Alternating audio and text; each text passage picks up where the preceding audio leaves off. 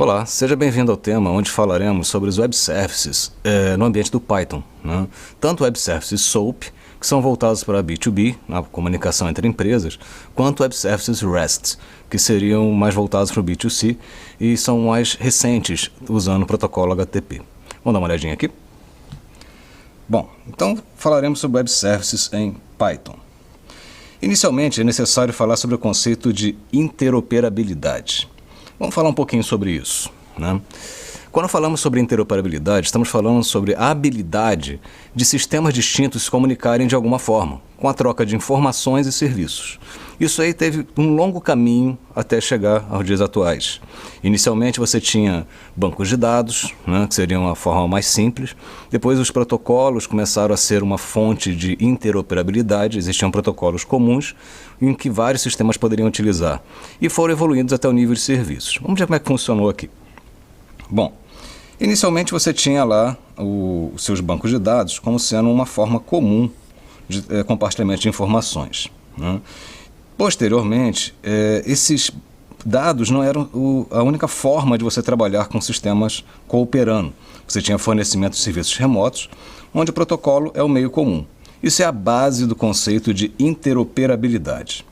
Uma forma comum foi o RPC, que é o Remote Procedure Call, e você tinha compartilhamento de diversos serviços, né, através de objetos distribuídos, como Corba, né, ou no caso Decon ou Midas. São vários serviços de objetos distribuídos, né.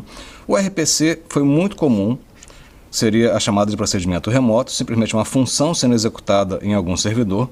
Isso no Java foi para o RMI, que é o Remote Method Invocation. Bom, com a evolução dos serviços, com a evolução da internet, com a maior conectividade, maior quantidade de funcionalidades sendo disponibilizadas, você começou a ter a necessidade de uma forma mais genérica de disponibilização. Bom, vamos falar um pouquinho sobre isso aí. Foi aí que surgiram os Web Services, né? A gente tem a ideia de fornecer serviços, né? Você tem todo um sistema por trás, com várias funcionalidades que não são expostas ao público em geral. Porém, eu tenho alguns serviços que são disponibilizados. Por exemplo, o Web Service do Correios. Você não tem acesso à parte logística, você não sabe como é que é a distribuição dos caminhões, você não sabe como é que é todo o trâmite interno no banco de dados. Mas eu tenho um serviço lá de busca de CEP, onde você pode fornecer o CEP e retornar as informações de endereço. Isso é um serviço que faz parte de um sistema muito maior, né? E, inclusive, hoje em dia você tem vários sistemas que fornecem pequenos serviços e eles podem cooperar dentro de uma arquitetura chamada arquitetura orientada a serviços, ou SOA, né? Vamos dar uma olhadinha nos Web Services aqui. Bom, então, os Web Services, eles utilizam o protocolo HTTP. Eu tenho, basicamente, o SOAP, que trabalha com XML, e é voltado mais para B2B, que seria a comunicação entre empresas, business to business. E o REST, que utiliza JSON e é voltado para a comunicação com o cliente, que é o B2C. Eles são a base dos serviços distribuídos, não apenas objetos distribuídos, e podem dar os fundamentos da arquitetura SOA, né? Bom, esse aqui é uma chamada e resposta no SOAP, né? O SOAP é do B2B, seria a comunicação entre empresas, ele é mais formal. Então, para poder fazer uma requisição, por exemplo, eu quero pegar os módulos de um tema específico, né?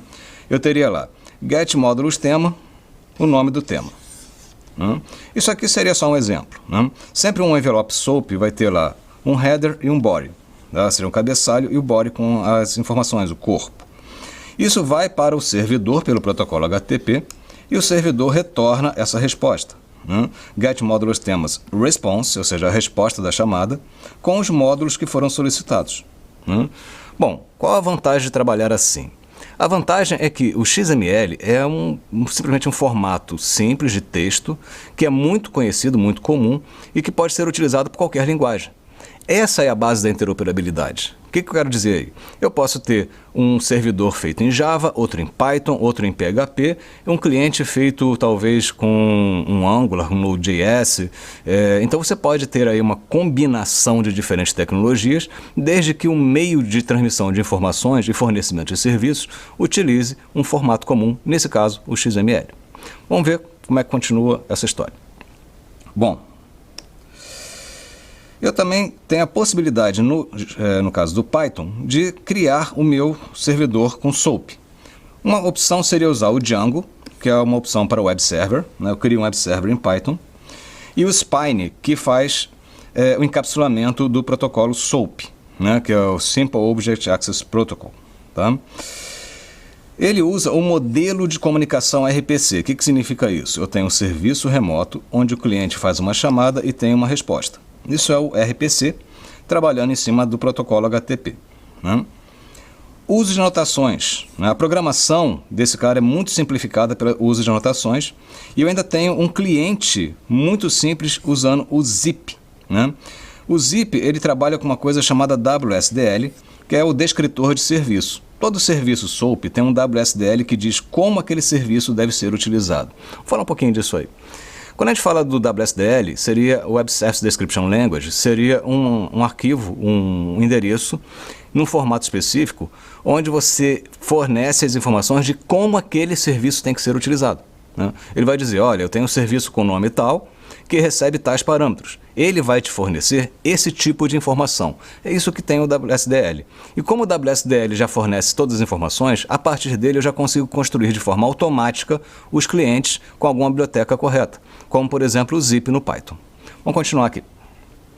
Bom, então se eu quiser criar lá o meu serviço, né, no caso SOAP, usando as bibliotecas do Python, eu teria basicamente uma chamada RPC, onde eu teria lá getTemas, uma programação comum. For em disciplina getTemas e audip, né? Ou seja, eu estaria fornecendo aquelas disciplinas para alguém. Só que como eu coloquei @rpc retornando um iterable de Unicode, ele já vai fazer a conversão dos objetos do Python para o formato SOAP que é necessário. Para isso eu vou precisar de um application no nível do Django, tá? Que use o SOAP, o protocolo SOAP 11 com o validador LXML. Então aqui eu tenho a configuração do meu serviço e aqui a definição de um serviço específico. Né? Tem o meu servidor, o meu web service, e um dos serviços que ele tem seria getTemas. Esse crf-exempt é só para evitar ataques tipo CSRF. E aqui eu teria o URL patterns indicando qual o endereço onde aquele cara vai estar disponível. Né?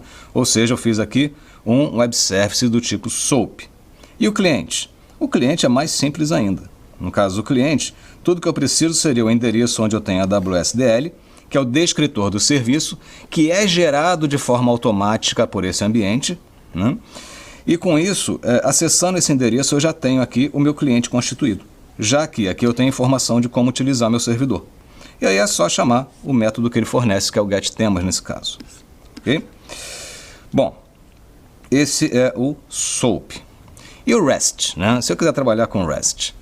O REST ele usa os métodos do protocolo HTTP.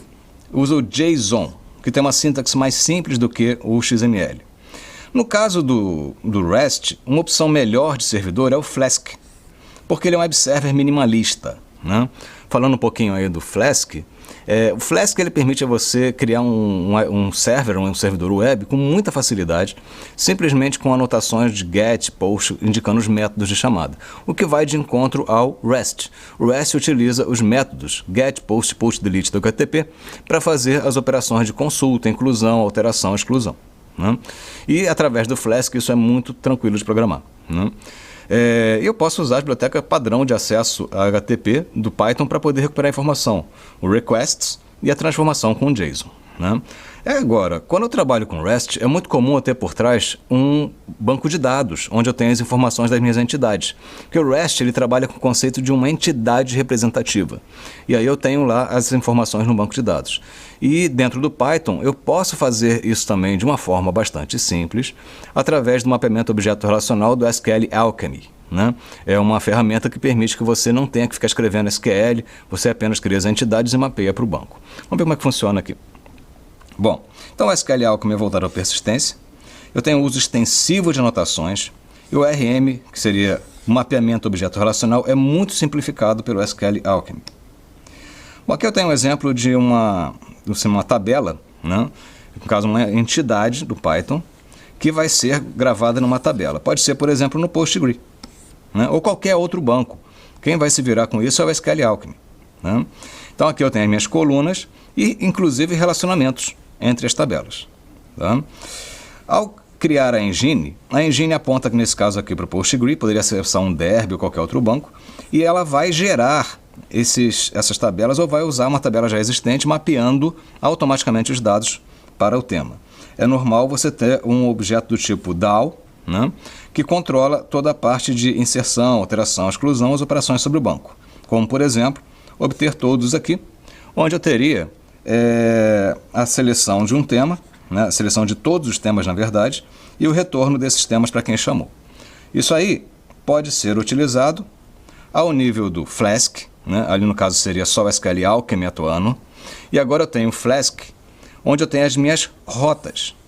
O Flask é bem simples, você cria o objeto Flask, e aí você coloca ao nível do app quais são as rotas, isso aqui são as anotações ou decorações, e aqui eu estou dizendo que ele vai atuar no modo get em tema.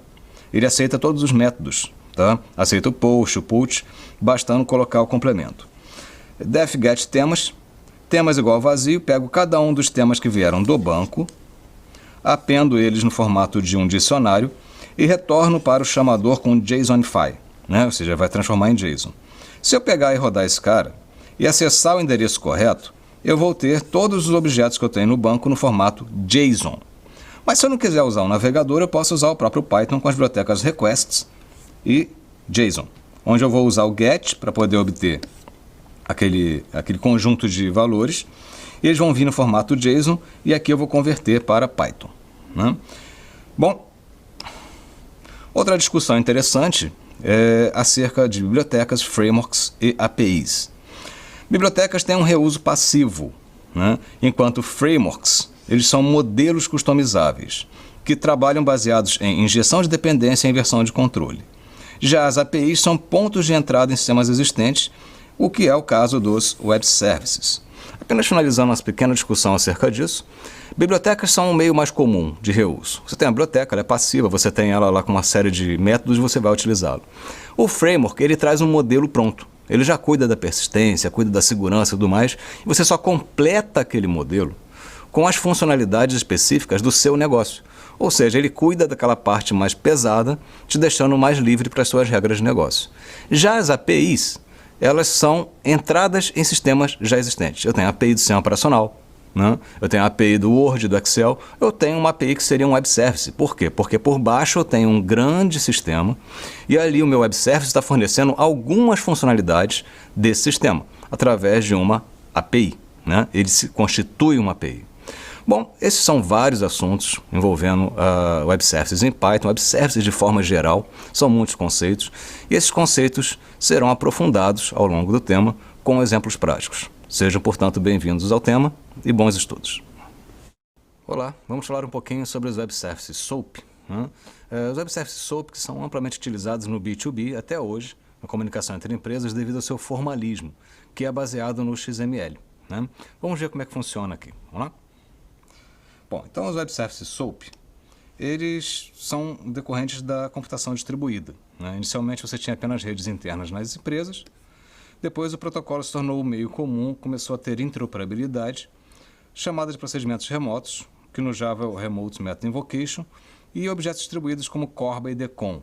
Tudo isso aqui tem como objetivo a interoperabilidade, que é a comunicação entre sistemas, e os web services, eles se tornaram o elemento mais utilizado hoje em dia em termos de interoperabilidade, na comunicação entre serviços atualmente. Nesse caso, o SOAP é um tipo de web service, né? E nos papéis deles, em qualquer tipo de web service, você tem um provedor de serviços, que é disponibilização e descritor, né? Seria, por exemplo, um servidor Django, um servidor Flask, o consumidor de serviços, que seria, por exemplo, um cliente zip, né?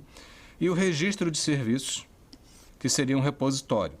Para o SOAP, que é um protocolo baseado em XML, nós temos a UDDI para o registro, WSDL no descritor e SOAP no protocolo. Como que funciona? Você tem lá a UDDI, que seria o registro de serviços, indicando onde estão os endereços da WSDL. E o Service Provider, por exemplo, um Glassfish, um Django, etc., ele vai publicar essa WSDL lá na UDDI. O consumidor vai consultar o DDI, vai receber essa WSDL, e com isso ele sabe como se comunicar com aquele servidor. Essa comunicação é através de mensagens SOAP, né? E a mensagem SOAP é constituída de um envelope, um header e um body, todos em XML. Como seria? Eu teria algo desse tipo. Isso aqui seria uma chamada, getModulusTema, passando o nome do tema como parâmetro. E aqui getModulusTema response é a resposta do servidor. Nota que eu tenho aqui o envelope, o header e o body, né? Então aqui eu tenho uma chamada SOAP e uma resposta SOAP que define um protocolo RPC, né? Bom, se eu quiser saber como é o formato dessa chamada, eu pergunto a WSDL. A WSDL seria o meu descritor de serviço. Como é que ele descreve esse serviço? Ele diz qual é o nome, a mensagem, getTemas, por exemplo, e qual é a resposta, getTemas response. Ele também tem uma parte getTemas aqui, que é TNS getTemas, que em algum trecho daqui, seriam WSDL types, vai indicar quais são os parâmetros dessa chamada, que nesse caso aí é uma string, né? E com isso você tem todo esse arcabouço dos Web Services SOAP definido. Você tem lá o WSDL dizendo como tem que ser utilizado e as chamadas e respostas sendo efetuadas entre o cliente e o servidor. Claro que tudo isso aí encapsulado em objetos Python fica bem mais simples, né? Bom, nós ficamos então por aqui. Essa é a base do SOAP, né? Um protocolo baseado em XML, amplamente utilizado no B2B. Ficamos então nesse ponto. Bons estudos e até a próxima. Olá, vamos falar um pouquinho sobre os Web Services REST, né? Na verdade, Web Services RESTful, porque eles satisfazem a arquitetura REST e constituem APIs REST, que é o estado de representação de um objeto, tá? Representational State Transfer, tá?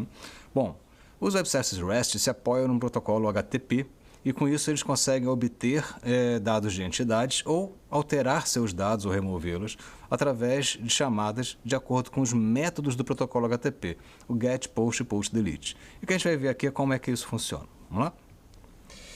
Bom, Web Services REST, eles trabalham com formatos de dados JSON, não obrigatoriamente, eles podem trabalhar com XML também, porém o JSON é que é usado mais no mercado, né? Se apoiam nos métodos do protocolo HTTP, o GET para recuperação ou listagem de recursos, o POST para inclusão, o PUT alteração e o DELETE para remoção, né?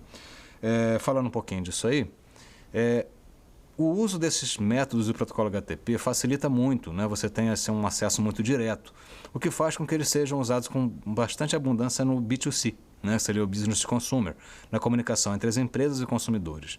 Existem muitos serviços assim hoje em dia, né? Tem menos formalismo do que o SOAP, então é menos utilizado em comunicação entre empresas no B2B. Mas no B2C é muito usado e não exige, por exemplo, um descritor, embora ele possa existir, tá? Bom, vamos ver como é que funciona então aqui o uso do REST. Bom, representação do estado da entidade, é o REST, endereços associados aos recursos ou entidades, né? Então se eu tiver um aluno, /aluno, por exemplo, no modo GET, eu estaria recuperando todos os alunos. /aluno /101, eu recuperaria o aluno de matrícula 101. /aluno, no método POST, eu estaria inserindo o aluno com os dados sendo fornecidos no corpo no formato JSON. /aluno 101 delete estaria removendo, /aluno 101 put estaria alterando o aluno 101 novamente com os dados no corpo no formato JSON, né? Bom, se eu tenho um Web Service REST, por exemplo, tarefa, né? Se eu coloco aqui localhost 8080/tarefa modo POST e nesse JSON, aqui no corpo eu coloco o formato JSON e coloco aqui os dados dessa tarefa, ao executar, eu não vou retornar a resposta nenhuma, eu vou ter 200 success. O que está querendo dizer? Que esses dados que foram fornecidos no corpo foram inseridos na base, né, lá no nível do meu servidor. Da mesma forma, se eu tiver lá o mesmo endereço em modo GET, né, você nota que aqui eu tenho sempre a entidade ao final, enviando para lá, vou ter 200 success e os dados que inclui os que eu já tinha lá de dados, no caso o A01, por exemplo, e o A02 que eu incluí no passo anterior, né? Aqui eu estou usando o Boomerang, né? Falando um pouquinho disso aí. O teste de Web Services, normalmente a gente trabalha mais com ferramentas como Boomerang, Postman ou SOAP UI, né? Seriam ferramentas que facilitam porque você não tem que criar uma interface. Web services são informações e serviços, não tem a ver com a interface. Então você tem ali a possibilidade de testar sem aquele trabalho de criar toda uma tela e tudo mais. Vamos continuar aqui. Bom, então esse aqui seria o uso deles, já seria o suficiente para a criação de qualquer sistema, né? Porém, é interessante às vezes você descrever o serviço. Isso não é obrigatório para o REST. Para o Web Services SOAP é obrigatório, eu tenho que ter o WSDL.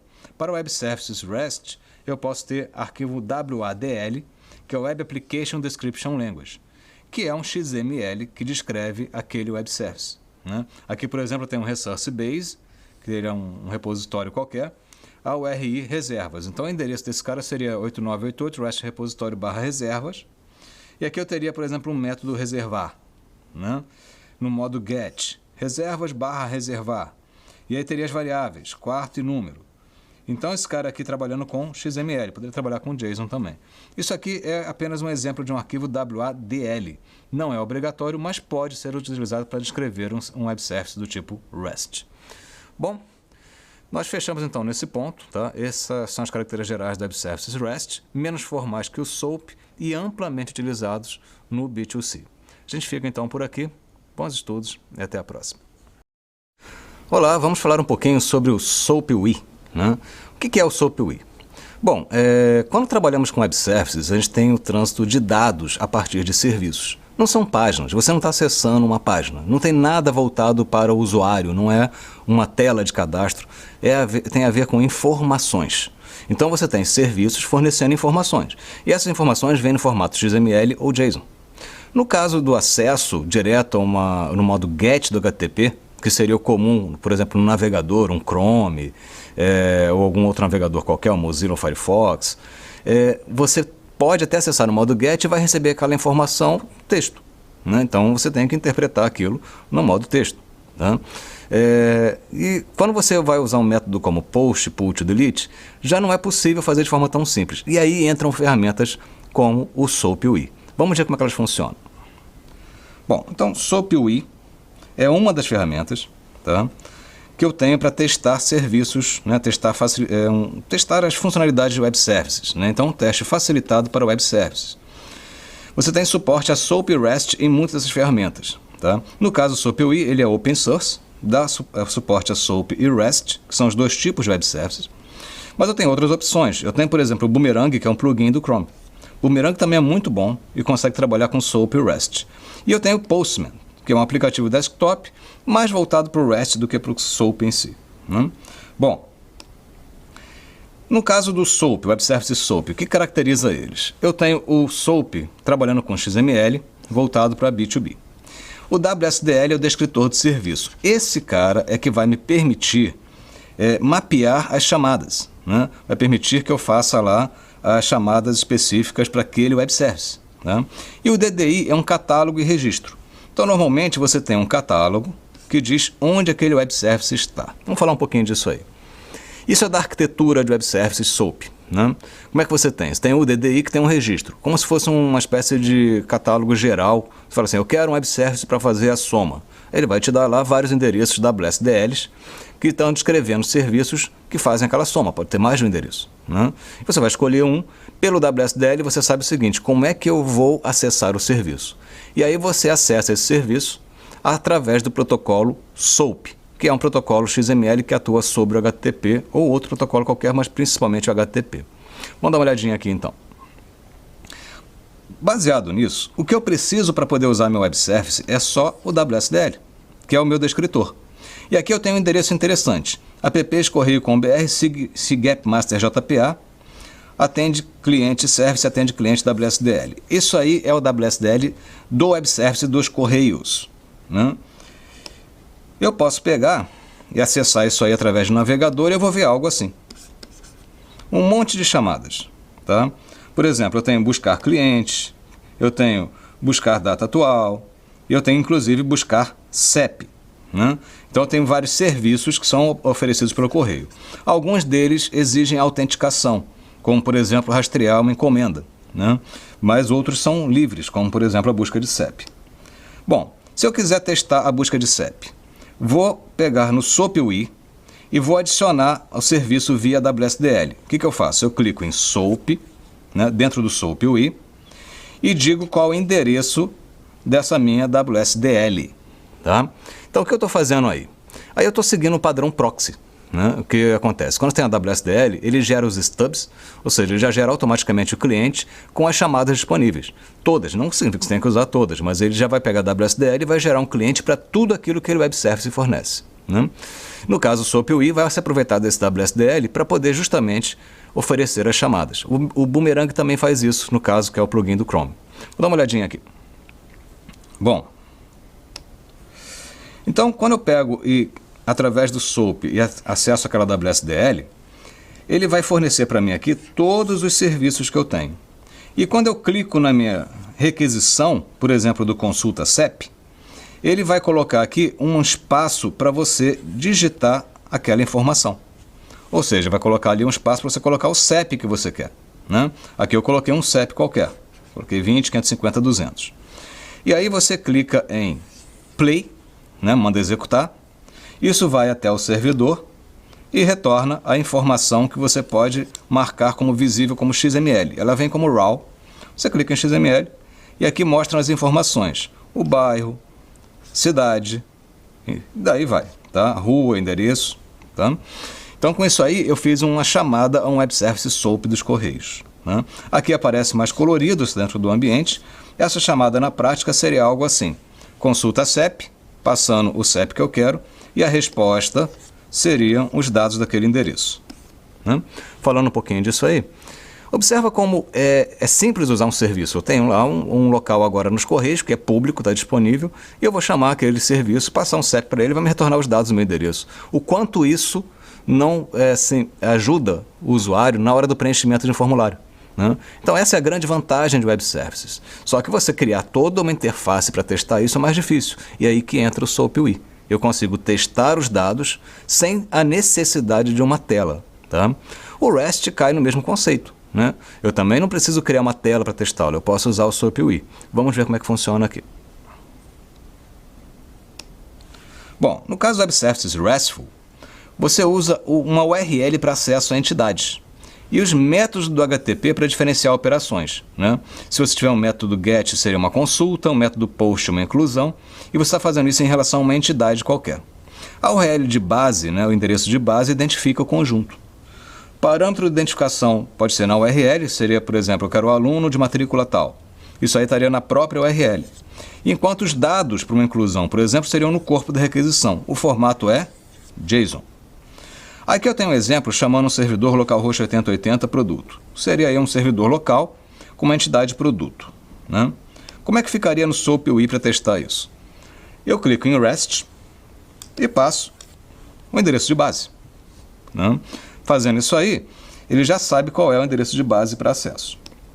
Se eu quiser consultar esses produtos, né, ele vai criar aqui uma estrutura, REST, aqui o endereço de base, e aqui ele já coloca um acesso básico, né, em cima do primeiro endereço. Se eu pego aqui localhost 8080 barra produto, ou seja, a partir desse servidor, esse endereço produto, no modo GET e mando executar, eu vou ter como retorno os dados no formato JSON, né, que é o JavaScript Object Notation. E aqui eu teria todos esses dados. Né? Bom, agora eu posso criar uma outra requisição, né? E aí eu posso colocar aqui New Request com o botão direito, dar um nome para essa requisição e diferenciar aqui várias requisições para o meu servidor REST. Né? Bom, falando um pouquinho disso aí, algumas requisições podem ser feitas através do endereço. Né? Eu quero só consultar um aluno específico, um produto específico. Isso fica na própria URL, é GET ainda. Mas tem informação que você tem que passar através do corpo da requisição, no formato JSON, como numa inclusão. A vantagem aqui é que eu tenho essa forma de trabalhar direta na interface do SOAP UI, sem ter que criar tela ou algo do tipo. Vamos ver como é que funciona aqui. Bom, o GET eu já fiz a consulta. Aqui eu vou criar uma nova requisição. E aí eu vou colocar para essa nova requisição o método POST. É o mesmo endereço, localhost 8080 barra produto. Tá? Só que agora é POST. E aí, nessa parte daqui, de baixo, eu vou mudar Media Type para application JSON. O que significa isso? O meu corpo, né, o corpo da minha requisição vai ter um dado no formato JSON. E aí eu coloco lá os meus dados. Eu escrevo código 0, nome abacate, quantidade 1700. Quando eu clicar aqui no play, essa informação vai ser enviada em modo post para o servidor, que vai retornar uma resposta. Essa resposta, no caso, é vazia. Eu não tenho uma resposta específica, porém, te dá um código HTTP. Né? Então, falando um pouquinho disso aí, muitas vezes o método post, o método delete, ele não te retorna nada, não te retorna um dado, mas ele te retorna um indicativo de sucesso ou não. O código HTTP 200, 204, a família 200, são códigos referentes a sucesso. Né? Tem outros códigos que indicam erro no servidor, como 500. Cada código identifica alguma coisa específica. Sempre que tiver 200, 204, 200 alguma coisa, é indicativo de sucesso, a operação foi bem efetuada no servidor. Vamos continuar aqui. Bom, então aqui, por exemplo, se eu enviasse essa informação, né, através do post, ao fazer um get, ele vai pegar e retornar todos os meus produtos, né, todos os produtos da base, incluindo esse que eu acabei de incluir. Só que aqui o 0 virou 104, porque isso aqui seria um código autoincremento. Né? Então ele seria, por exemplo, ele gera sozinho o código desse objeto lá. Tá? E se eu quisesse remover esse cara que eu acabei de criar? Eu mudo, né, localhost 8080, agora não é mais barra produto, é barra produto barra 104. Por quê? Porque o código é 104, é o código de quem eu quero remover.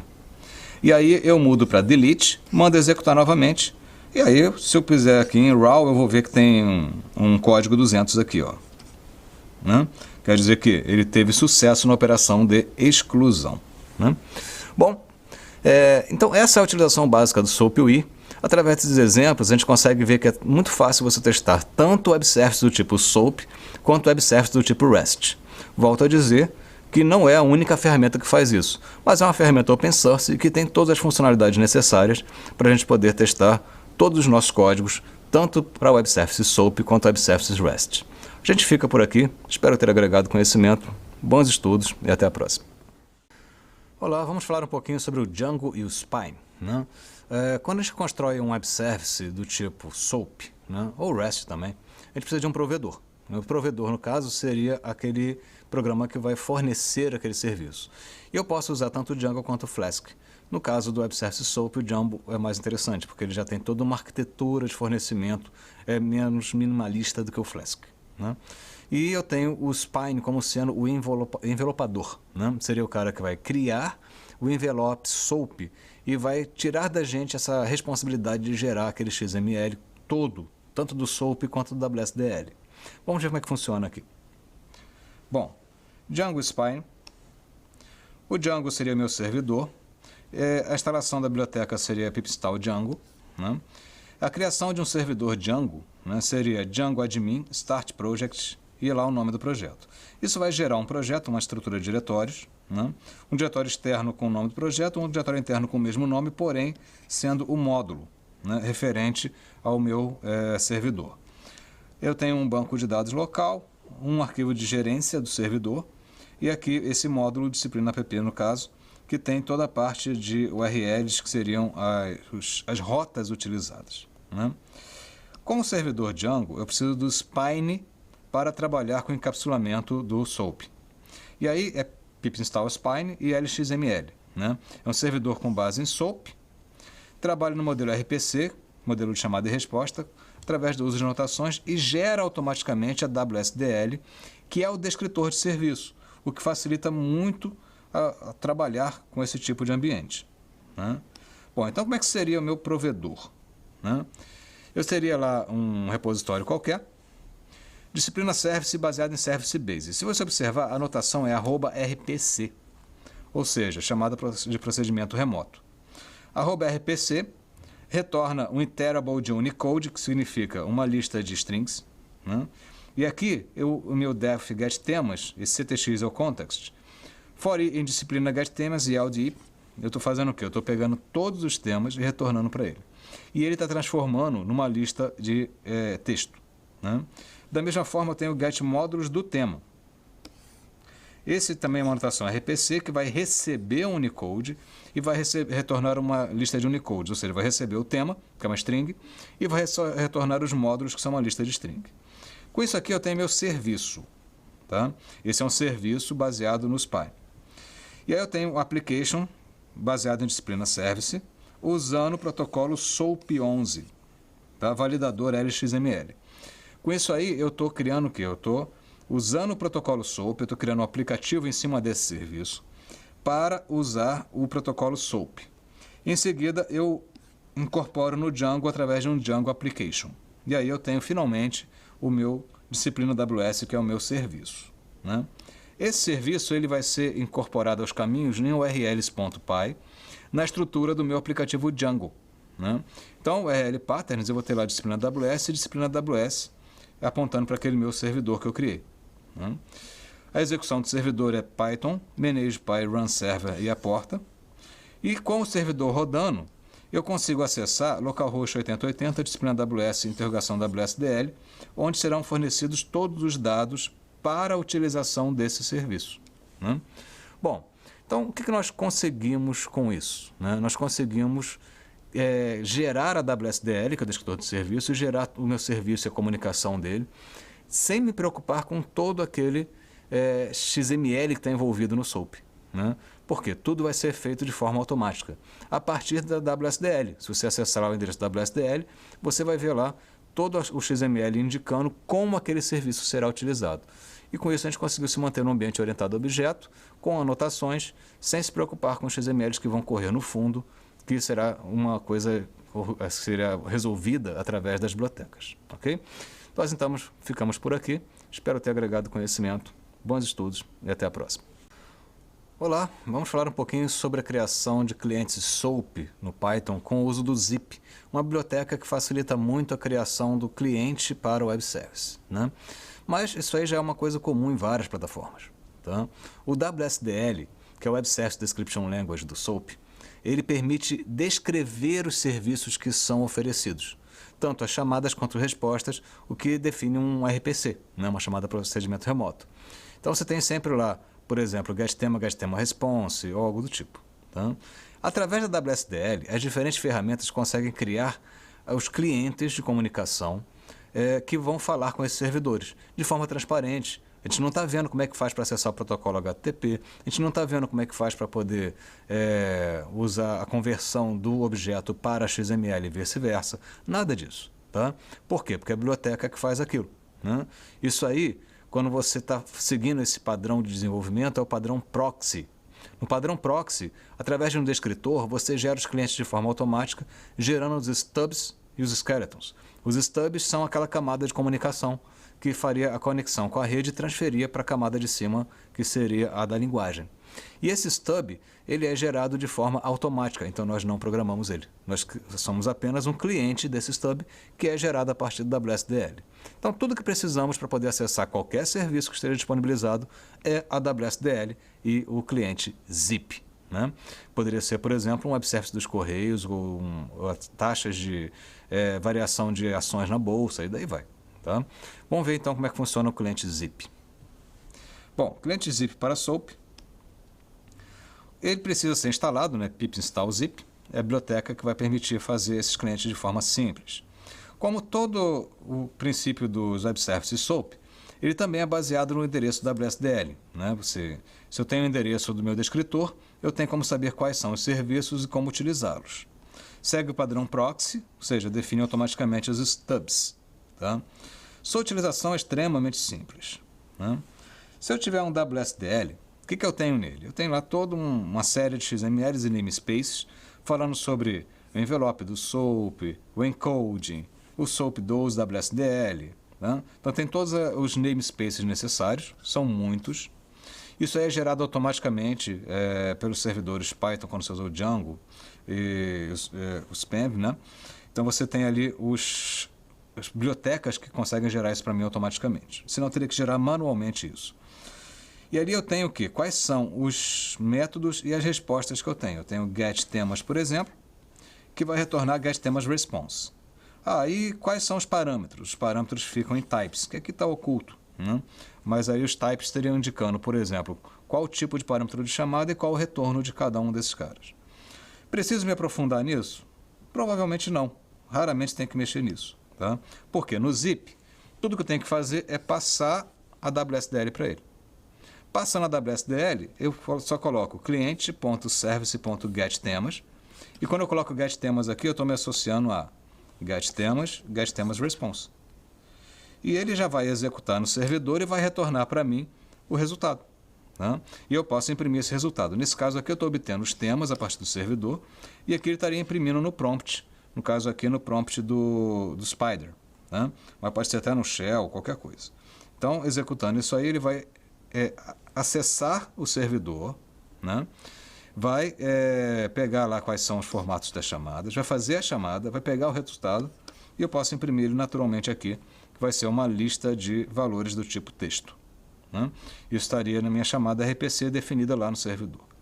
Bom, então esse é o cliente zip, facilita muito a nossa vida. E esse cliente, após ser construído, ele pode ser utilizado tanto numa aplicação no Shell, quanto aplicação web, uma aplicação de interface gráfica. Por quê? Porque ele está cuidando não da interação com o usuário, mas da interação com o servidor. E com isso aí a gente fecha esse ciclo da cliente-servidor no SOAP, usando web services do tipo SOAP. A gente fica então por aqui. Bons estudos e até a próxima. Olá, vamos falar um pouquinho sobre a construção de servidores e clientes para web services SOAP em Python. Né? Python é um ambiente que traz muitos facilitadores. E algumas bibliotecas vão fazer com que essa programação de todo aquele monte de envelopes SOAP, todo aquele formato, aquela coisa formal, né, que é exigido pelo SOAP e que faz com que ele seja muito usado no B2B, na comunicação entre empresas, seja muito facilitado. Né? Então a gente vai tentar programar o mínimo para ter o máximo de resultado. Vamos ver como é que funciona aqui. Bom, então Web Service SOAP com Python. Quando se fala de Web Service SOAP no Python, a gente tem o Django com Web Server, é uma opção. Poderia ser o Flask, mas o Django, ele te dá toda a infraestrutura necessária para a construção de URIs, servidores distintos, então ele te dá algumas funcionalidades a mais. Então eu vou usar o Django, o Spine que vai encapsular o SOAP, tá? E vamos trabalhar no modelo RPC, que é o modelo de chamada e resposta, que é o padrão do SOAP. Ele é um servidor RPC baseado em XML. Então, falando um pouquinho do SOAP, né? O SOAP, na verdade, o Simple Object Access Protocol, seria o quê? Um tipo de protocolo que permite a criação de serviços RPC, serviços chamados remotamente, mas que, ao invés de usarem protocolos binários, utilizam XML na comunicação. Então tem todo um formalismo, tem, por exemplo, definição de esquemas, né? XML Schema Data Type. Então você tem vários elementos do XML sendo utilizados ali para garantir que essas informações cheguem de uma forma correta até o servidor e sejam retornadas também de uma forma correta. Vamos ver como é que funciona aqui. Bom, no caso do Python eu vou usar anotações, tá? Então assim, isso aqui vai ser muito simplificado. E o zip é um cliente para SOAP que também vai ser simplificado, pois vai se basear no descritor do serviço, que é o WSDL. A gente chega lá. Bom, primeira coisa no servidor SOAP, a instalação das bibliotecas. Tá? Eu vou dar um pip install Spine, pip install LXML e pip install Django. Né? Sobre instalações, né?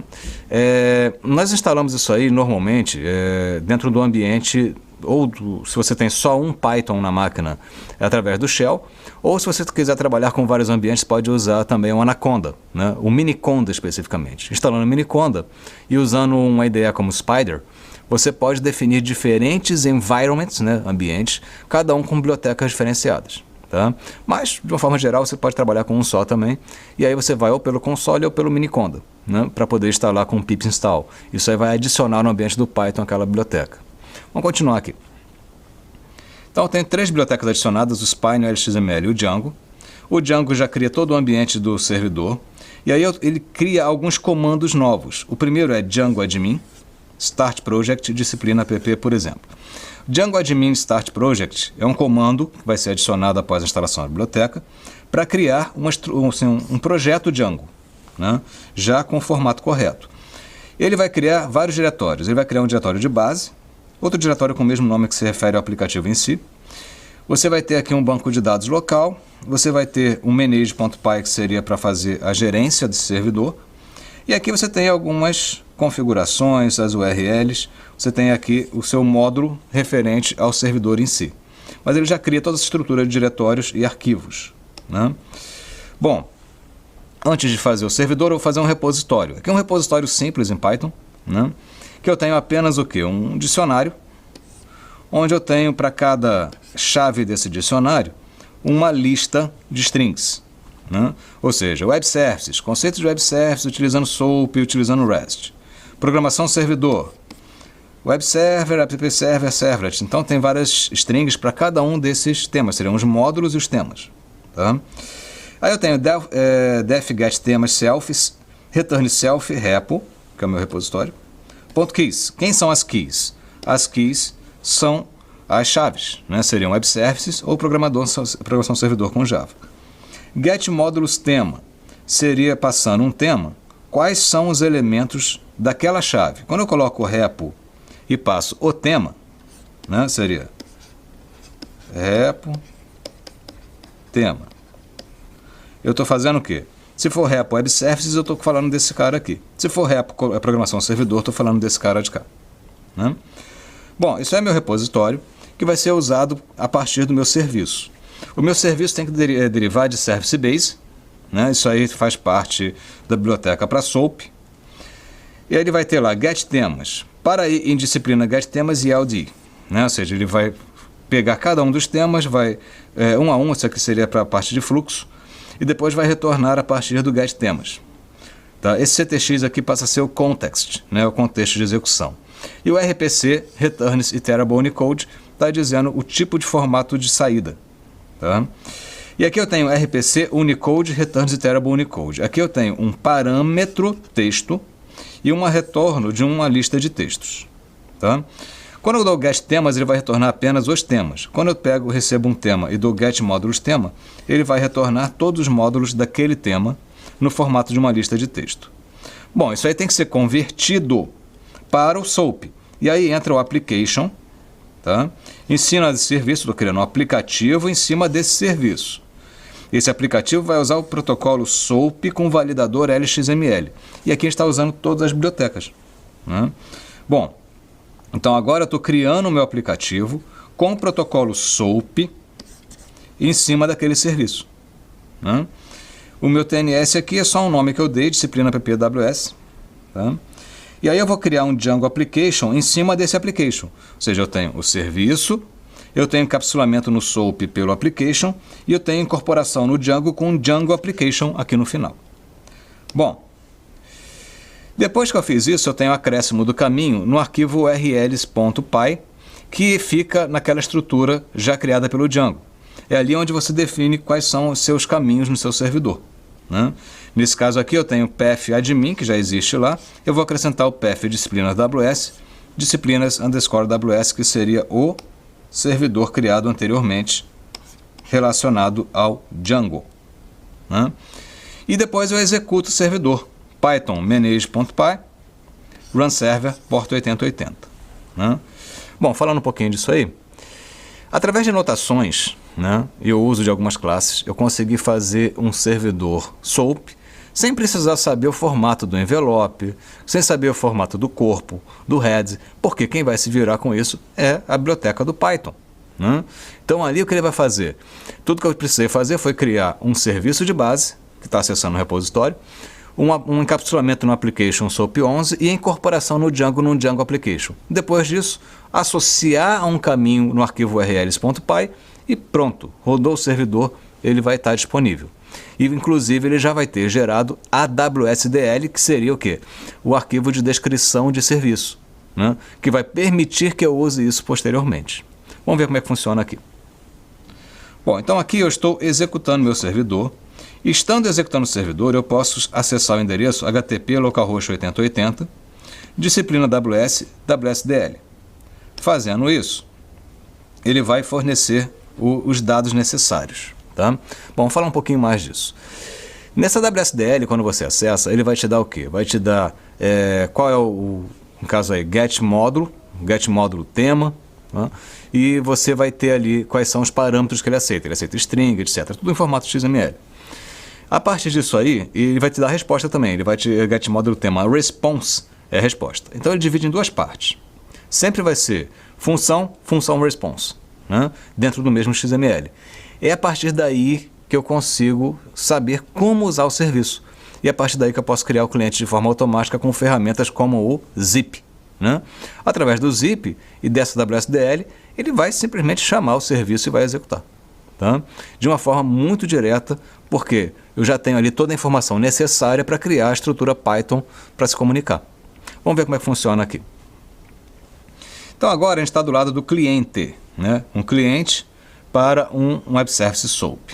Primeira coisa, instalação da biblioteca, né? pip install zip.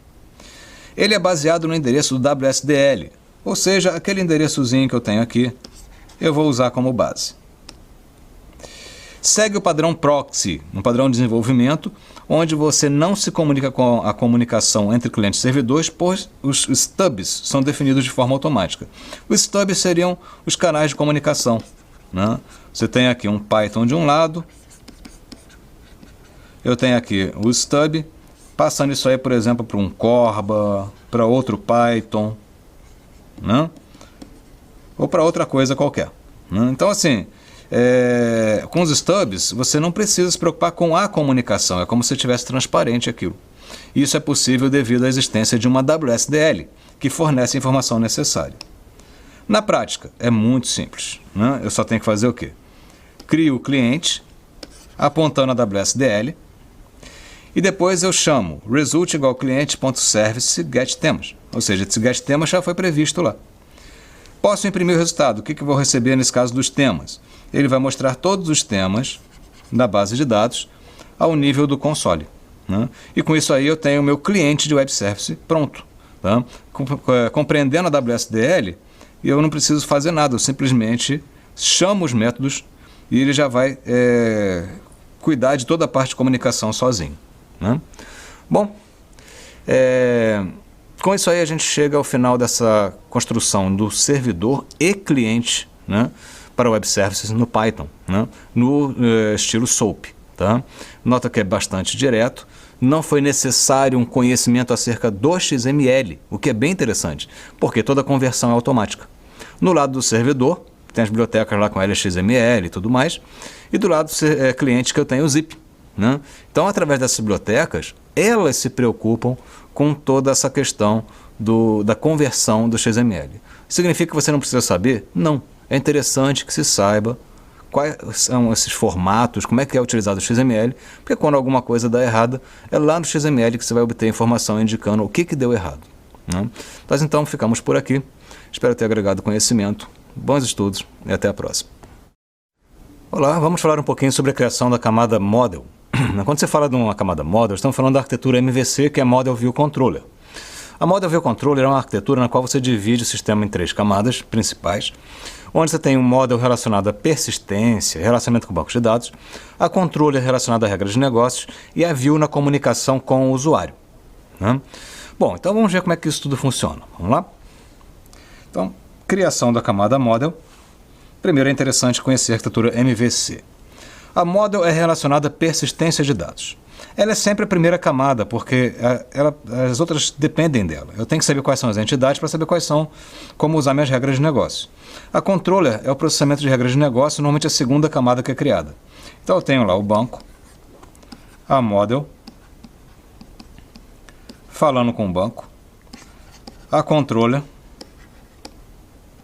falando com a Model, e aqui eu tenho várias views que podem falar com esse controller. A camada Model no Python, ela pode ser usada através do sklealchemy. A sklealchemy é uma boa opção porque ela faz o ORM através de notações. Object, no caso que seria mapeamento objeto relacional, tá? Object Relational Mapping. E eu tenho aqui duas estratégias possíveis, Database First ou Code First. Né? Ou seja, eu posso começar pelo banco ou começar pelo código. Inicialmente, pelo banco. Vou criar o banco de dados no PostgreSQL. Eu tenho aqui o pgadmin, que é uma boa ferramenta que já vem com o Postgre, ela é gratuita. Eu posso lá mandar create database, né? Conectei lá com o meu banco, criei meu banco, vou criar o banco, create database. Ele está criando o database, né? Um banco específico. Aqui eu estou criando um database chamado curso com o usuário PostgRE, usuário padrão. Tá? Bom, falando um pouquinho disso aí, o PostgRE é um servidor de banco de dados. Então, assim, eu posso criar vários bancos e dentro desses bancos criar várias tabelas. Tá? Então, nesse caso ali, para fazer os testes, eu estou criando um banco de dados específico chamado curso e a partir daí eu vou criar dentro desse meu banco de dados as minhas tabelas. Estou usando o usuário PostgRE.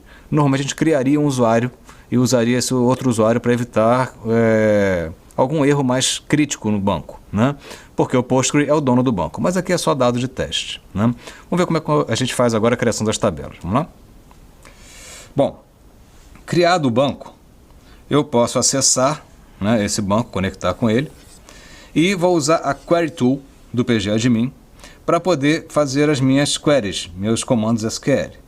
E aí eu vou criar minha tabela tema, create table tema, com o ID do tema, not null primary key, e o nome que é um varchar. E o módulo ID, integer not null primary key, nome varchar 255, tema ID integer. Nesse caso aí eu estou criando duas tabelas e estou criando aqui a minha chave estrangeira, foreign key. Ou seja, cada módulo tem que estar relacionado a um tema, e esse tema tem que vir da outra tabela. E aqui eu tenho a inserção de alguns valores. Inseri aqui dois temas, inseri aqui alguns módulos relacionados a cada um dos temas. Com isso aí eu tenho a minha massa de dados inicial. Bom, e aí se eu quero acessar essa massa no SQL Alchemy, né, dentro no caso do Python. Vamos falar um pouquinho primeiro do PostgRE.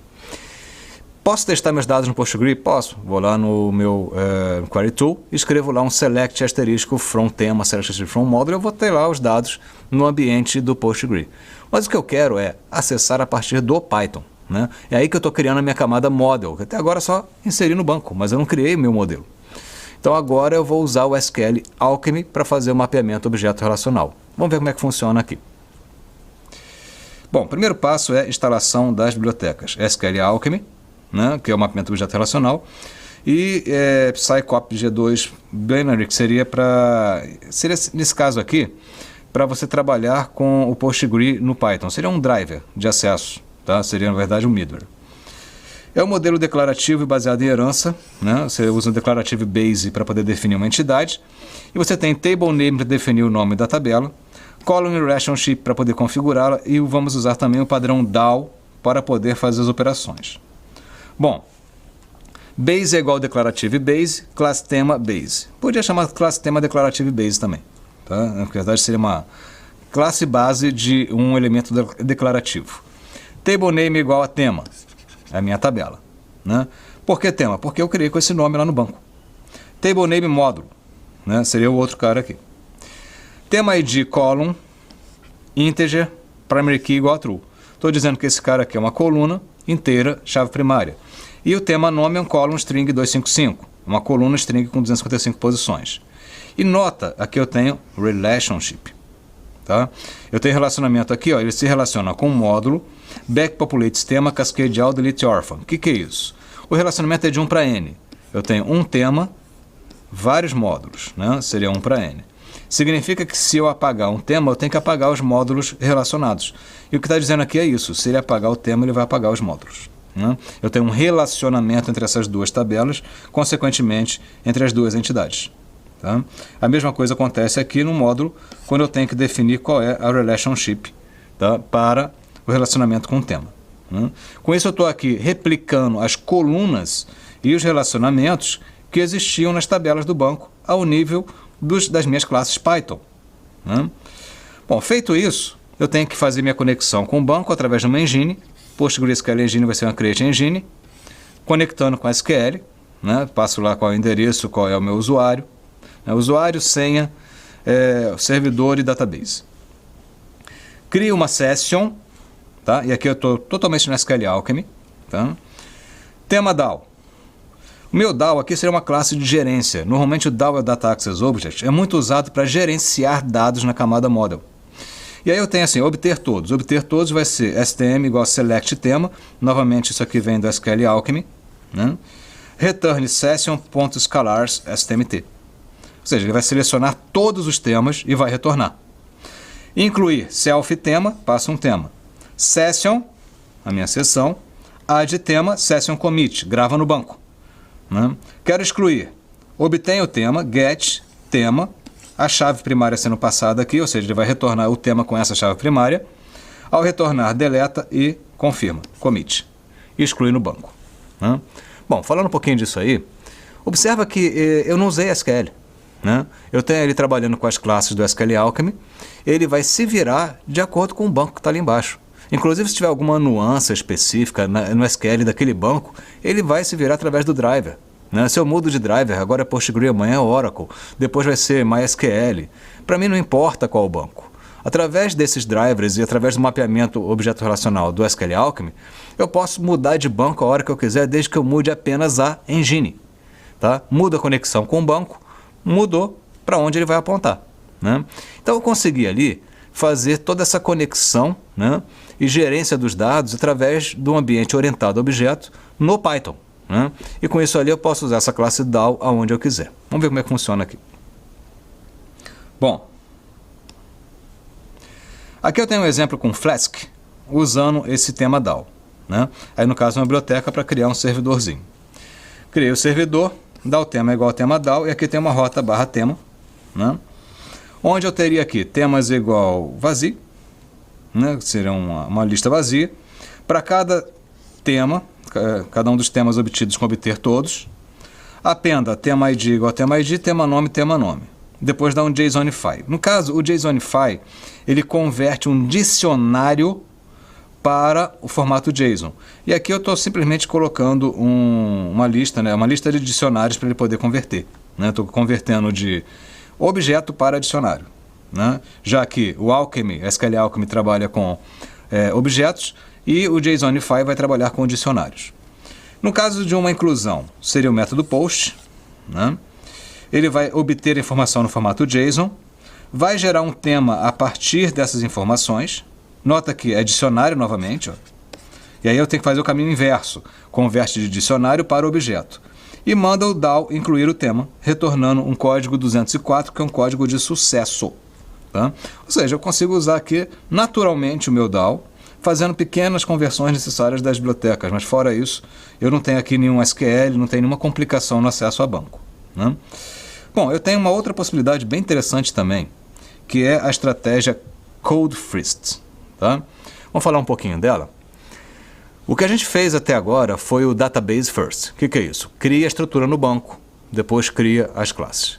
Mas existe uma estratégia chamada Code First. Você não mexe no banco.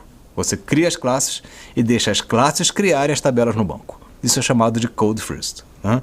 E essa estratégia pode ser usada através do metadata. Vamos ver como é que funciona aqui. Bom, então eu tenho a mesma declarative base que eu tinha antes. Tarefa. E aqui eu tenho tarefa, no caso aqui uma tabela chamada tarefa, com um código que seria uma primary key com uma string de 4 colunas e um título e uma descrição. Isso aqui são os campos da minha tabela, né? Aqui no caso de um objeto do Python, uma classe Python.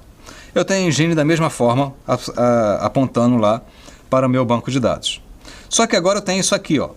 Metadata é igual a metadata com bind nessa engine, ou seja, conectada com esse servidor PostgreSQL. TB-tarefas é igual a table, tarefa, metadata, né, que é o que vai fazer o gerenciamento da criação, e aqui os dados. Quando eu dou metadata create all, ele vai fazer o quê? Ele vai criar essa estrutura no banco caso ela não exista. Então eu não preciso me preocupar nem mesmo em acessar, dar um create table lá no banco. Né? Bom, com isso a gente viu as duas estratégias, o Database First e o Code First. A parte do método da criação e do mapeamento, o resto é igual. O outro DAO seria igualzinho o DAO que eu fiz antes, não muda nada. É o uso de Session, é o uso do Flask. O que pode mudar simplesmente é se você escolhe criar primeiro no banco, depois mapear, ou se você quer colocar tudo no código e usar os metadatas. E você vê a simplicidade que a gente tem com o uso dessas bibliotecas, já que eu não preciso ficar ali, por exemplo, fazendo conversões de campo a campo de valor para alguma variável específica. Bom, a gente fica por aqui.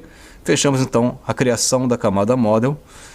Acredito que tenha esclarecido algumas questões relacionadas ao SQL Alchemy.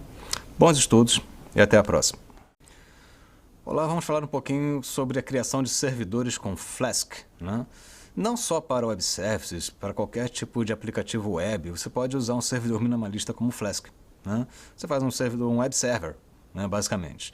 Mas como o padrão REST, né, os web services RESTful, utilizam o protocolo HTTP, eu posso usar esse servidor minimalista para construir uma API do tipo REST, né? Basta você responder aos métodos GET, POST, POST e DELETE de acordo com os endereços, de acordo com as chamadas no padrão do REST, né? Então a gente vai ver como é que se cria esse servidor, como é que o Flask é utilizado. Vamos lá? Então, servidores com Flask. Primeira coisa que eu preciso é instalar a biblioteca pip install Flask, né? Ela vai usar a classe de base Flask, que seria o meu servidor minimalista, e usar anotações para os métodos do HTTP com dados no formato JSON. Poderia ser outra coisa, mas o JSON é padrão. Inclusive para o REST é um padrão muito utilizado, né? Então aqui eu tenho meu aplicativo Flask. App igual a Flask name. E aí aqui eu estou usando um DAO de apoio, né? Poderia ser um repositório, um DAO, qualquer coisa. Na verdade, eu só tenho que me preocupar aqui em ter as informações. app.root/tarefa. Então, na rota tarefa, no modo get, eu vou executar o quê? Eu vou executar o get tarefas, né? E nesse get tarefas eu tenho, para cada tarefa encontrada lá no meu repositório, appenda nessa lista um dicionário com as informações. Pelo padrão do Flask, ele tem que usar listas de dicionários, ele usa dicionários e listas de dicionários, tá? Porque ele não trabalha com objetos da forma mais comum. E aí eu vou fazer o seguinte, ó, depois que eu tenho a lista de dicionários, eu posso transformar em JSON com JSONify. Com isso aí, ele vai retornar para o usuário que chamou no endereço /tarefa o conjunto de tarefas no formato JSON, né, que é o JavaScript Object Notation. Da mesma forma, eu posso criar alguma coisa com o método POST. Aí seria a mesma rota, só que agora método POST. O que eu faço aqui? Eu quero pegar e inserir uma tarefa. Bom, essa informação é fornecida através do JSON, então é request.getJSON, né? Aqui eu estaria fazendo a obtenção do corpo da minha requisição no formato JSON. E ele, novamente, vai ser um dicionário. Ele não trabalha com objetos, ele trabalha com dicionários e listas de dicionários. E aí eu seria apenas gerando uma tarefa e mandando incluir essa tarefa lá no banco, né, por exemplo. A exclusão, por sua vez, usa o método delete, né? E aí o que eu tenho que fazer? Eu tenho que usar o identificador passado no caminho. E aí eu posso completar o caminho colocando como tags, entre menor e maior. Esse valor tem que ser equivalente ao nome de um atributo. E vai ser passado automaticamente para esse atributo. Com isso eu posso excluir a tarefa cujo código foi passado no caminho, através do método delete. Só o get não vai executar dessa forma. Bom, forma fácil de testar um servidor, né? Primeiro tem que rodar o servidor, Flask, --app é o nome do arquivo, run e a porta, tá? E aí no caso estaria com o servidor no localhost 8080 e seria a entidade tarefa. A melhor forma de testar pode ser com Boomerang, pode ser SoapUI, ou pode ser Postman. Certamente não é com a criação de um aplicativo, mas com um teste simples através de uma ferramenta dessas. No caso do Boomerang, eu posso usar lá o endereço, modo post, colocar a informação no formato JSON e ao dar o send ele vai inserir na base. E se eu usar o mesmo endereço no modo get, eu vou obter todos que vieram daquela base, né? Bom, então essa é a forma de se criar um web service do tipo RESTful através do uso de Flask. É extremamente simples e o objetivo é esse.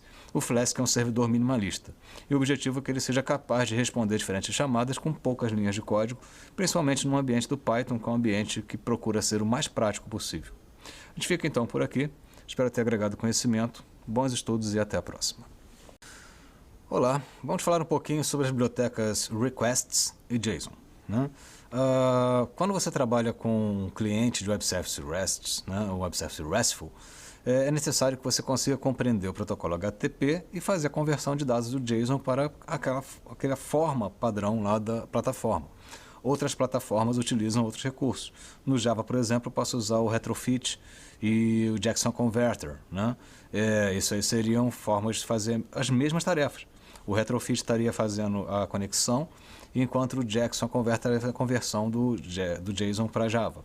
Aqui você tem o requests fazendo a conexão e o JSON fazendo a conversão de JSON para Python, né? Então agora a gente vai ver como é que esses caras funcionam. Vamos lá? Bom, bibliotecas requests do JSON. Extração da biblioteca, né, do REST, né, do cliente REST, seria pip install requests, né? É uma biblioteca que permite controlar a conexão via HTTP com qualquer tipo de servidor, né, desde o protocolo HTTP, né? Então ele vai fazer requisições, e por isso que o nome é requests. A biblioteca JSON já é nativa do Python, então não tem que ser instalada. Uma coisa que eu preciso fazer é criar a classe de domínio novamente, né? Se eu tiver o SQL Alchemy, por exemplo, no servidor, eu não posso trazer o SQL Alchemy para cá. Eu preciso criar uma classe de domínio, tá? Dados no formato JSON. Tá? Então, falando um pouquinho disso aí, em toda a plataforma, quando você vai recriar, assim, vai criar o cliente, é comum você ter que recriar as classes de domínio. Por quê? Porque simplesmente eu posso ter feito um servidor numa linguagem e o meu cliente em outra. Tá? Ou nesse caso, eu não quero que ele tenha acesso ao banco, eu só quero que ele seja um trâmite de dados, sem acesso ao banco. Então eu tenho que recriar minha classe de domínio, eu tenho que fazer de novo a mesma classe, de acordo com a característica do meu cliente, né? Que são os mesmos dados, tudo mais, só que sem aquele acesso ao banco, sem as características que tem no servidor. Vamos continuar aqui. Bom, como é que fica isso? Importar bibliotecas, requests, JSON. E aqui eu tenho uma classe de domínio alterada. Como é que eu faço? Tenho lá minha classe de tarefa para um servidor REST que trabalha com tarefas. E ali eu tenho os dados dela, né? Muito comum eu receber esses dados no formato de um dicionário. E aqui eu estou dizendo, código recebe dados código, título recebe dados título e descrição recebe dados descrição. Ou seja, eu estou passando para o meu objeto os dados do dicionário que eu vou passar na inicialização. E eu tenho aqui um método utilitário que eu chamei de JSON, né? Podia ser sendJSON, qualquer outra coisa, podia ser outro nome qualquer. Onde eu estou retornando no formato de um dicionário, que ele vai assumir como JSON, as informações necessárias. Tá? Bom, no caso, o meu cliente, é sempre interessante criar uma classe de cliente para não ter que ficar refazendo isso toda hora, né? Eu posso criar uma classe de cliente onde eu tenho a URL de base, 8080/tarefa nesse caso. E aí eu coloco lá, por exemplo, obter tarefas. Vai pegar as tarefas como vazio, requests, olha, .get naquele endereço. Pegando no modo get aquele endereço de base, forte em JSON loads, retorno content. Vai pegar o conteúdo e vai carregar uma lista de dicionários através do JSON loads. Né? Ou seja, pega do JSON e transforma numa lista de dicionários. Para cada dicionário encontrado, gera uma tarefa e appenda na lista. Né? Então, assim, esse obter aqui vai retornar uma lista de tarefas. O incluir tarefa vai receber aqui a tarefa e vai chamar o servidor naquele endereço, o método post, passando em JSON, tarefa JSON, né? Para que ele consiga se coordenar. E o delete f, self-base URL código, vai montar o meu endereço, combinando a base da URL mais o código, e vai mandar chamar no modo delete. Tá? Esse cliente pode ser usado tranquilamente em qualquer local do código, instanciando ele e chamando seus métodos, o que faz com que eu acesse o servidor e tenha aqui um cliente para o meu web service RESTful. Né? Bom, então qual a vantagem desse cliente aí então? É que eu posso usar ele tanto aqui nesse shell, quanto eu posso usar dentro de um aplicativo web. Né? Então com isso fica bem mais dinâmico, usando as bibliotecas requests JSON tem uma simplificação grande no acesso e consumo de web services do tipo RESTful. A gente fica então nesse ponto, espero ter agregado conhecimento, bons estudos e até a próxima. Olá, vamos falar um pouquinho sobre bibliotecas, APIs e frameworks, né? Porque existe muita confusão nos três termos. Biblioteca é um elemento mais passivo, é a forma mais simples de reuso. Você está simplesmente tendo um agregado de métodos, de funções que você pode reutilizar em vários programas. Um framework é um modelo customizável. Ele cuida de toda aquela parte mais trabalhosa, operacional das coisas, enquanto você se concentra nas regras de negócio. Enquanto uma API é apenas o quê? A disponibilização de algumas funcionalidades de um serviço, de um sistema maior, no modo de serviços. Né? Tem a API do sistema operacional, tem a API do Word, do Excel, ou Web Services, que são também considerados como APIs. Né? Vamos ver como é que isso tudo funciona. Vamos lá? Bom, bibliotecas, APIs e frameworks. Bibliotecas têm um reuso passivo. Exemplo de bibliotecas seria, por exemplo, o request e o JSON. Né? No Python, a forma mais comum seria from, biblioteca, import e o recurso. Né? O seu recurso está usando lá. É a forma mais simples de reuso. Tá? As bibliotecas request e JSON são fundamentais para a gente na criação de um cliente para web services do tipo REST. Né? Eu poderia usar também a biblioteca Zip para o SOAP. Então, tem várias bibliotecas aí que têm um reuso bastante simples. Tá? Falando um pouquinho delas, quando você trabalha com outras plataformas, é comum você ter bibliotecas no C, como Math, você tem bibliotecas no Java, Java Lang, as bibliotecas padronizadas. Então, assim, e o Python em si também trabalha com muitas bibliotecas. Você pode trabalhar com Pandas, né? Pode trabalhar com a NumPy. São bibliotecas que elas não têm, assim, todo um arcabouço por baixo. São só métodos, funções que você reutiliza. Né? E nos casos aqui eu tenho o request e o JSON, que são, dentro do contexto de utilização de clientes de REST, fundamentais para a gente consiga fazer essa comunicação de forma simples. Né? Mas vamos continuar aqui. Bom, depois vem os frameworks. Os frameworks são modelos customizáveis. Tá? Eles trabalham basicamente com injeção de dependência e inversão de controle. O que é isso? Injeção de dependência é, por exemplo, quando você tem lá um request, né, que foi injetado pelo Flask. Né, ou quando você tem, em outras plataformas, um model lá quando você trabalha, por exemplo, com Spring, é aquela coisa que você está injetando um valor ali de forma automática a partir do framework. Tá? E inversão de controle é quando você passa esse controle para o framework para que ele cuide daquilo. Quando você tem uma anotação, por exemplo, @rpc, alguma coisa, @app.root, seria o quê? Você está dizendo que quem vai cuidar disso aí não sou eu. Isso aí vai ser uma ferramenta externa, que pode ser, por exemplo, o Django, o Flask ou o SQL Alchemy. Né? Então, esses caras são frameworks com diferentes objetivos. O SQL Alchemy é para mapeamento de objeto relacional, o Flask e o Django para a construção de servidores web. Né? E existem outras plataformas que trabalham com muitos outros frameworks conhecidos, como o Spring, o Angular e outros elementos desse tipo. Né? Então, sempre é um modelo bastante completo, com persistência, segurança, etc., onde você apenas define as características para o seu negócio. Né?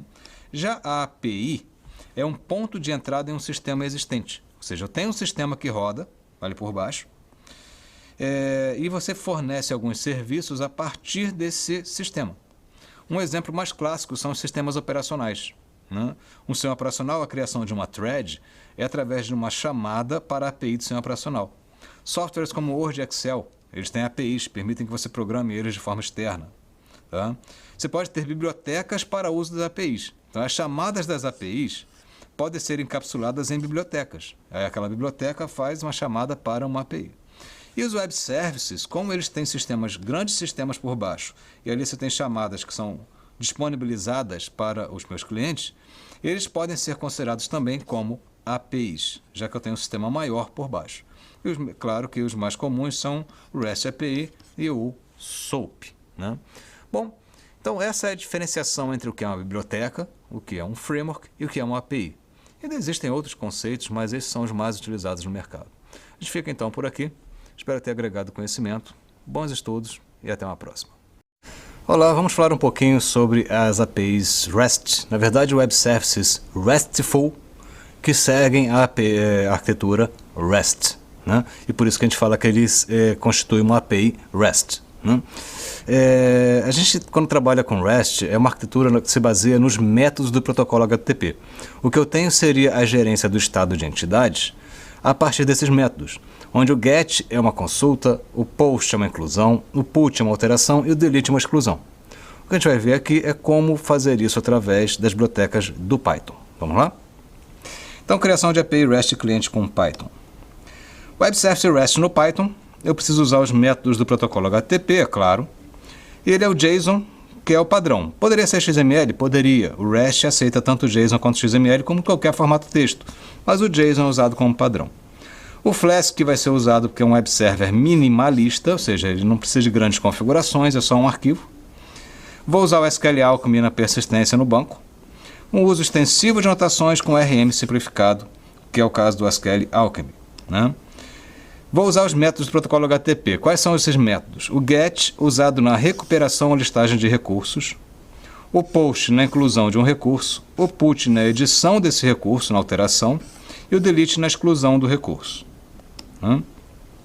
Bom, com relação ao SQL Alchemy, ele vai garantir para mim o meu ORM. Né? Aqui no caso eu tenho uma classe tarefa, que está gravando na tabela tarefa, e tem as colunas código, título e descrição.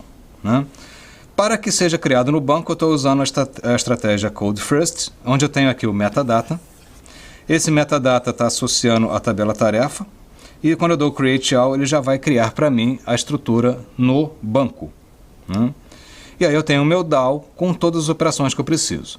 Nesse caso, eu tenho a operação obter todos, que através de Session Scalars vai retornar para mim no Select todas as tarefas, obter por um código específico, né? Seria assim, obter aquela tarefa com aquele código, então seria get tarefa código, a partir do Session, sempre o Session. Eu tenho aqui incluir, que vai ser Session add tarefa, deletar, que eu vou deletar aquele cara que eu obtive pelo código, e o merge tarefa, que seria para poder fazer a alteração. São as operações de banco para fazer a obtenção completa, a obtenção de apenas um, inclusão, exclusão e alteração, através do SQL Alchemy. Né? Bom, feita a camada model, né, já tem toda a parte de persistência pronta, eu posso me preocupar com o meu servidor REST com Flask. Né?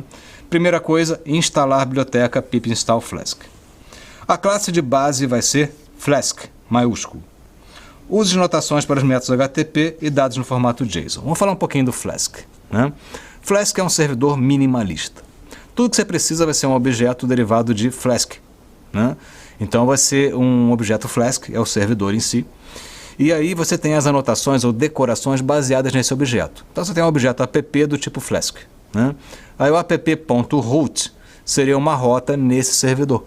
E aí você define suas rotas através dos métodos get, post, put e delete de acordo com a situação. É o que a gente vai fazer aqui nessa criação de um servidor, um web service do tipo RESTful. Vamos ver? Bom, então no Flask, o que eu tenho lá? App igual a Flask, name. Isso que é padrão. Ele vai receber o nome da aplicação na hora de rodar o servidor Flask. DAO tarefa igual a tarefa DAO, minha conexão com a camada model, estou usando meu DAO. Né? App route barra tarefa, ou seja, quando acessar barra tarefa no servidor, ele vai executar esse método aqui. Que método é esse? Get tarefas. Tarefas é igual a uma lista vazia. Para cada T em DAO tarefas obter todos, ou seja, para cada uma das tarefas que foram retornadas, appende um dicionário nessa lista. Isso porque o formato do Flask trabalha com listas de dicionários. E aí eu tenho aqui lista de objetos. Eu tenho que transformar de objeto para dicionário. Cada um dos meus objetos vai ser transformado num pequeno dicionário. Tá? E aí eu tenho essa lista de dicionários com meus códigos, títulos e descrições das tarefas. Eu vou retornar para quem chamou. Eu tenho que retornar no formato JSON.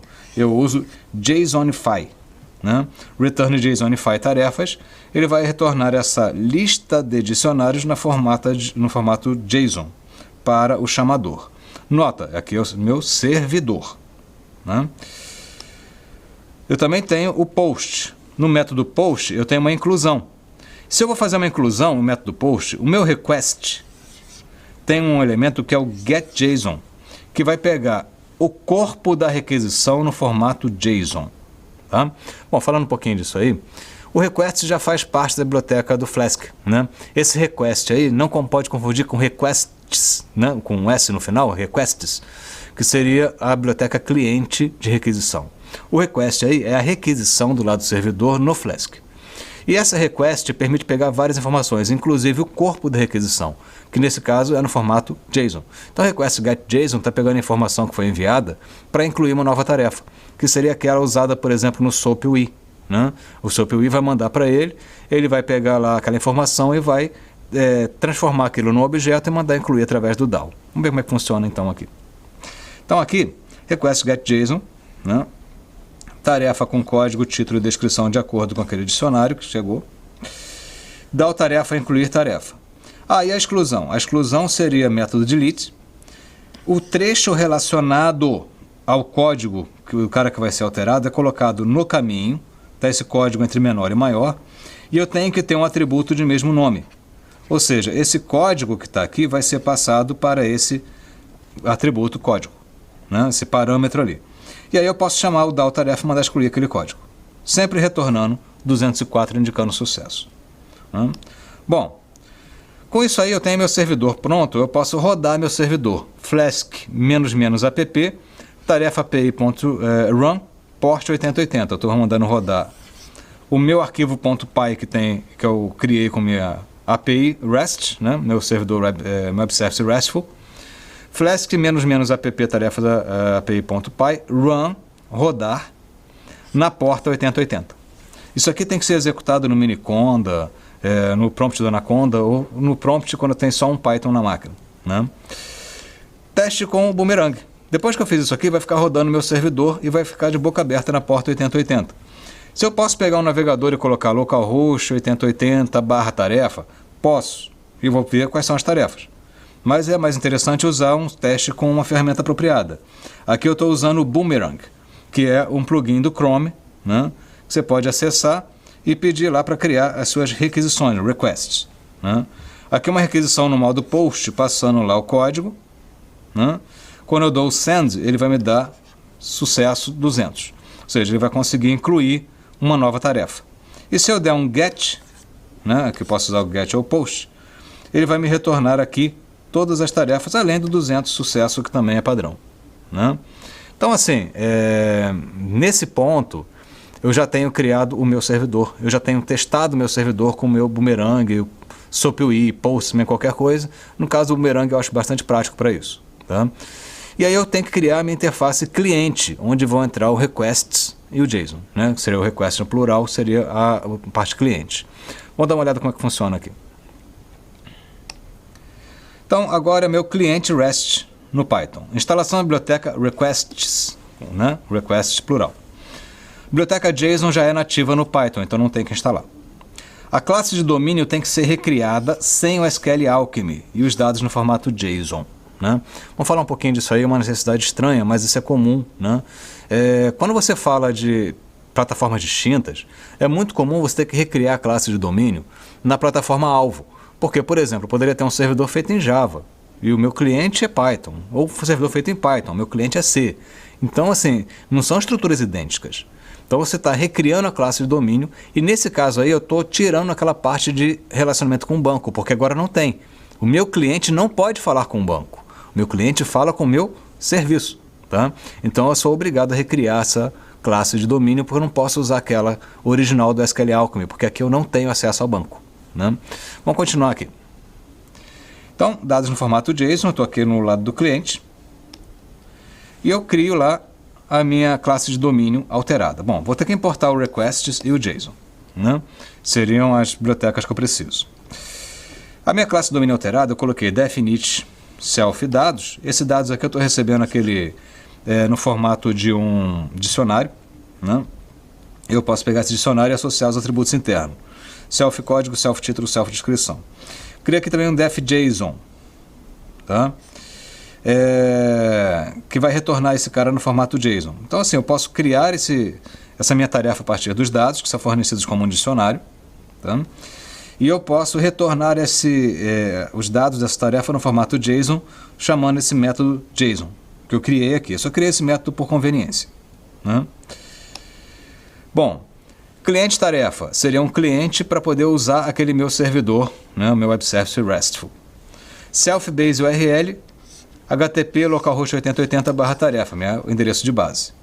Como é que eu obtenho as tarefas? Tarefas igual vazio, retorno igual requests, tá, plural, .get self-base URL, ou seja, vai pegar lá o retorno do meu get, né, desse cara ali, for t em JSON loads, retorno.content. Então, onde está o meu resultado? Está no content, tá?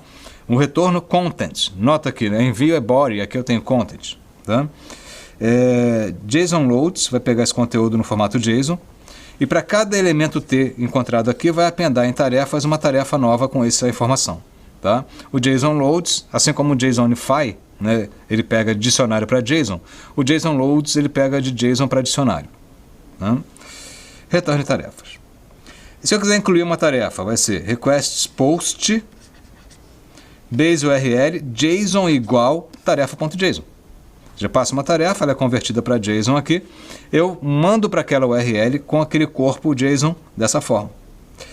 E a exclusão, delete, nota esse Fzinho aqui, isso seria uma formatação, né? Estou colocando uma string formatada em Python, colocando a URL de base, seguida do código, chamada no formato delete, tá? Ou seja, no método delete do HTTP. Com isso aí eu tenho meu cliente pronto. E eu posso usar em qualquer canto, seja no cliente para web, seja no cliente modo texto.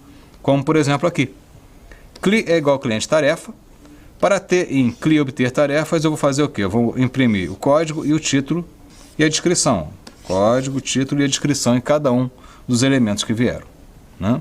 Bom, com isso aí a gente chega ao final dessa descrição geral da construção de servidor e cliente do Python, né? Voltado para web services do tipo REST. Né? Então a gente vê que não tem lá muito código, é coisa bastante direta, e as bibliotecas dão um bom suporte evitando conversões desnecessárias. Né? Então com isso a gente tem o servidor e o cliente, ambos no ambiente Python. Tá? E a gente esse cliente pode ser utilizado em qualquer lugar. Né? Tenho, por exemplo, a possibilidade de usar no modo texto, como eu usei ali, como eu poderia colocar esse cliente dentro de um application do Django, né? E interfacear com um ambiente web, criando uma interface mais visual, uma coisa mais bonitinha.